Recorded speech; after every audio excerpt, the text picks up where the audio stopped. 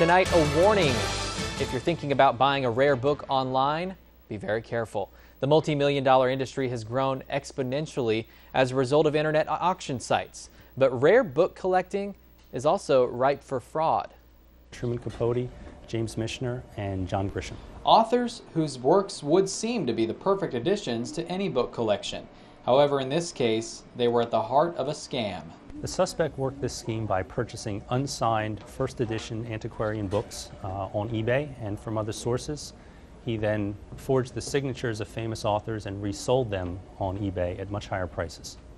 You're looking at a photo of more than 450 stamps used to create near-perfect signatures. Took them to a local stamp company and had actual ink stampers made so that the stampers could be used to mass produce the fraudulent autographs.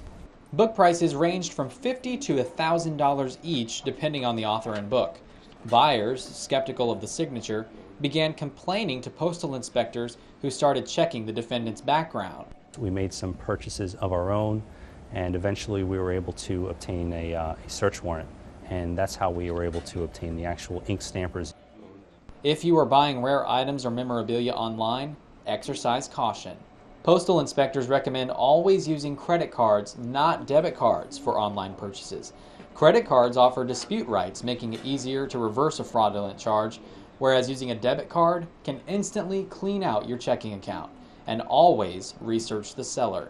In this instance, the defendant was simply one person operating this out of his home. There was no business, there were no licenses, there was no reputation, if you will, in the antiquarian book industry.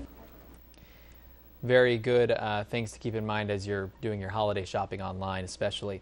Well, the defendant in this case was sentenced to more than 2 years in prison in order to pay $120,000 in restitution.